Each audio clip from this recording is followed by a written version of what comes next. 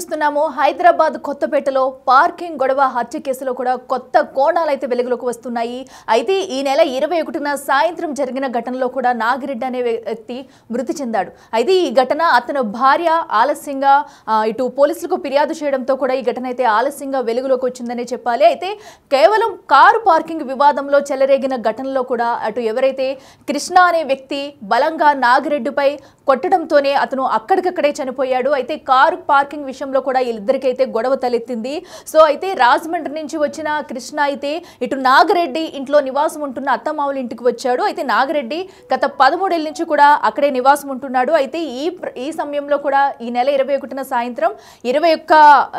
21న సాయంత్రం సమయంలో కూడా అటు కారు పార్కింగ్ చేసుకునేందుకు నాగిరెడ్డి అయితే వచ్చాడు. అయితే నాగిరెడ్డి కారు పక్కనే అక్కడ కృష్ణ కారు పార్కింగ్ చేసి ఉండటంతో అతని కారుకు ఏవైతే కొన్ని గీతలు పడ్డాయి. దీంతో నాగిరెడ్డి చేశాడంటూ కూడా కృష్ణ అయితే అటు అహంతో ఊగిపోయి వెంటనే కూడా బలంగా నాగిరెడ్డిని కొట్టడంతోనే అతను అక్కడికక్కడే మృతి చెందిన ఘటన అయితే జరిగింది. సో దానికి సంబంధించిన సీసీ ఫుటేజ్ విజువల్స్ కూడా ఆలస్యంగా వెలుగులోకి వచ్చాయి. సో వెంటనే నాగిరెడ్డి అయితే అక్కడ మృతి చెందడంతో కూడా ఆ కుటుంబంలో విషాద ఛాయలు అలుముకున్నాయనే చెప్పాలి. సో అయితే దీనికి సంబంధించిన విజువల్స్ అయ్యి ఆలస్యంగా వెలుగులోకి రావడంతో అతని భార్య ఫిర్యాదు మేరకు కూడా పోలీసులు అయితే అక్కడ దర్యాప్తు చేపట్టారు. సో కేవలం పార్కింగ్ విషయంలోనే తలెత్తిన గొడవ అటు కృష్ణ అటు ఆవేశంతో కూడా నాగిరెడ్డిపై దాడి చేశాడు. తన గుండెలపై బలంగా కొట్టడంతో నాగిరెడ్డి అక్కడికక్కడే తన చెవిలోంచి అయితే రక్తం కారుతూ అక్కడికక్కడే వెంటనే మృతి చెందిన ఘటన అయితే జరిగింది. దీంతో అటు కుటుంబీకులకు చెప్పినా కూడా కృష్ణ అయితే వినిపించుకునే ప్రయత్నం అయితే చేయలేదు. కేవలం కారుకి గీతలు పడ్డాయి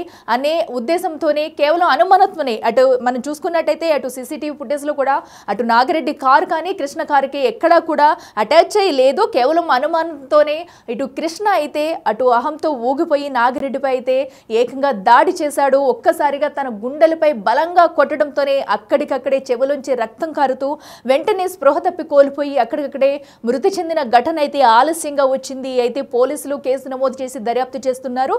అనంతరం కూడా సీసీటీవీ ఫుటేజ్ విజువల్స్ ఏవైతే ఉన్నాయో అక్కడ స్థానికులు చెప్పిన వివరాల ప్రకారం అతని కుటుంబ సభ్యుల వివరాల ప్రకారం కూడా పోలీసులు అయితే దర్యాప్తు చేశారు. అనంతరం కూడా అక్కడ జరిగిన ఘటనంతా కూడా వెలుగులోకి వచ్చింది. దీంతో ఒక్కసారిగా అందరూ కంగుతిన్నారు. అటు పోలీసులు కూడా షాక్ గురైన పరిస్థితి నెలకొంది.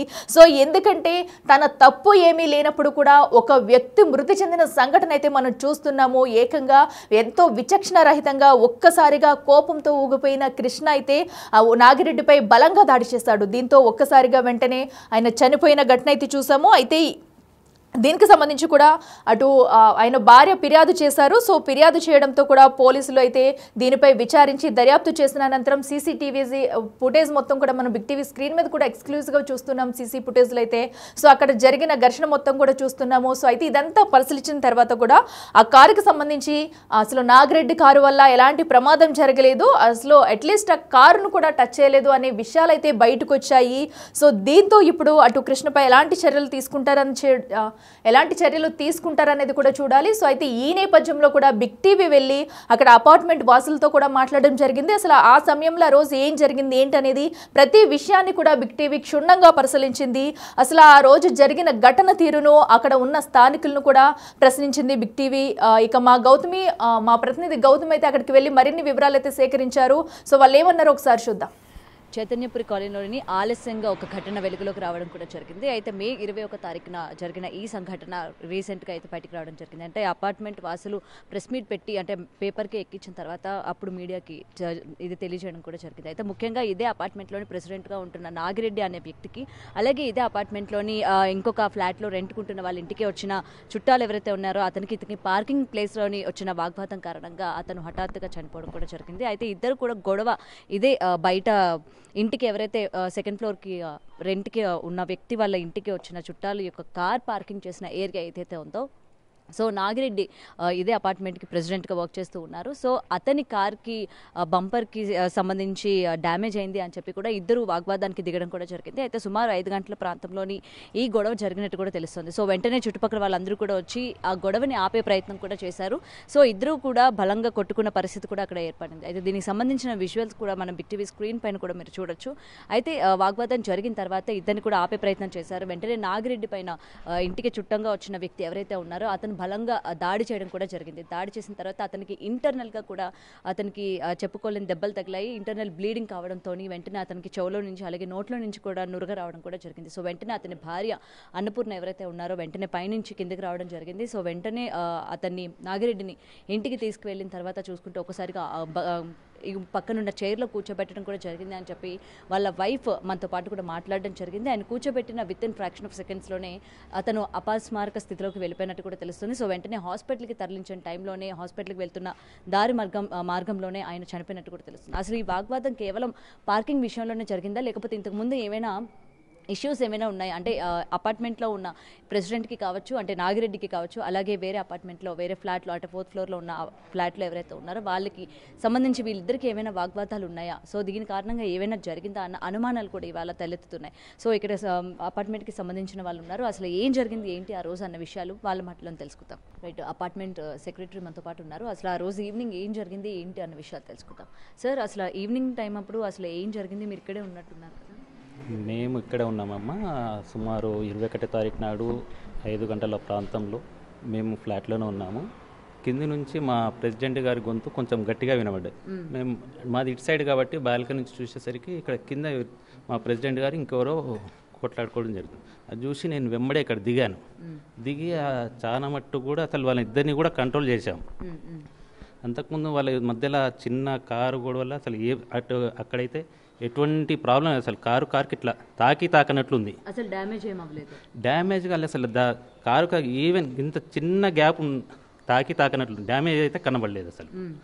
ఆ విషయంలో చిన్న చిన్న మాటలు కూడా గొడవడి వాళ్ళు కొట్లాడుకుంటూ వాళ్ళని ఆపే ప్రయత్నం కూడా చాలా చేశాము. కానీ అతను కొట్టిన దెబ్బలకు మా ప్రెసిడెంట్ గారైన నాగిరెడ్డి సార్ పైన బ్లడ్ మరకలు అన్నీ చూసి చాలా అసలు కొద్దిసేపటి తర్వాత అతను కూర్చోబెట్టినాక అతను అప్పుడు తాకిన దెబ్బలకు అతను చాలా లోపల నుంచి ఇంటర్నల్గా డ్యామేజ్ అయిందని మేము అనుకుంటున్నాము. దాని నుంచి అతను మెల్లగా అన్కాన్షియస్ అయ్యి ఆ టైంలోనే ఇమీడియట్గా మేము హాస్పిటల్ తీసుకెళ్ళాం. హాస్పిటల్ తీసుకెళ్ళాకే చనిపోయాడని చెప్పారు. కానీ ఒక మంచి వ్యక్తిని మేము పొడగొట్టుకున్నాము. అసలు ఎవ్వరు కూడా ఆవేశాలకు లోన్ కావద్దు, ఏదన్నా మాట్లాడుకొని సామరస్యంగా పరిష్కారం చెందాలి. కానీ ఈ విధంగా చిన్న చిన్న గొడవలకు ప్రాణాలు తీసేంత వరకు కూడా పోవద్దని కోరుకుంటున్నాము. అదేవిధంగా ఈ విషయమై పోలీస్ స్టేషన్లో కూడా కంప్లైంట్ చేయడం జరిగింది మన నాగిరెడ్డి గారి భార్య. దాని ప్రకారం పోలీస్ వాళ్ళు కేసు రిజిస్టర్ చేశారు, ఇన్వెస్టిగేషన్ చేస్తున్నామని చెప్పారు. దాని తర్వాత ఇప్పుడు అక్కడ బాడీ కూడా పోస్ట్ మార్టం చేసిన తర్వాత బాడీని వాళ్ళ స్వగ్రామైన నారాయణపురం, ఖమ్మం జిల్లా సత్తుపల్లి మండలంకు అక్కడ తీసుకెళ్ళి అక్కడ చేశారు.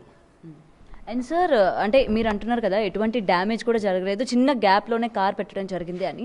మరి అవతల వ్యక్తి అంటే కొట్టిన వ్యక్తి ఎవరైతే ఉన్నారో ఏమైనా డ్రింక్ చేసి ఉండడం కానీ అలా ఏమైనా మీరు ఏమైనా అబ్జర్వ్ చేశారా? లేదండి, అంత అబ్జర్వేషన్ అయితే లేదు.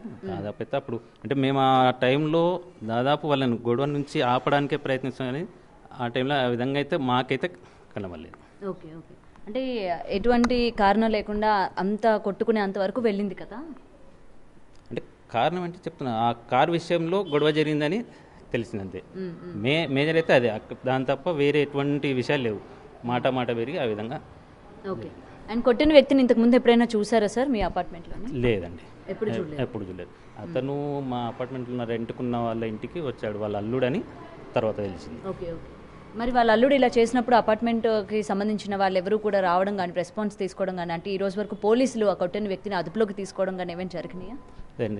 సిఐ గారిని కూడా కలిసాము. సిఐ గారు కూడా ఇన్వెస్టిగేషన్ చేస్తున్నామని చెప్పారు. అతి త్వరలో అతన్ని పట్టుకుంటామని కూడా మాకు చెప్పారండి. ఓకే, అంటే ఇప్పటికే 10 days అయిపోయింది కదా సార్, ఇంకా పట్టుకోలేదు అని అంటే ఆయన ఎక్కడికి పారిపోయారు ఏంటి?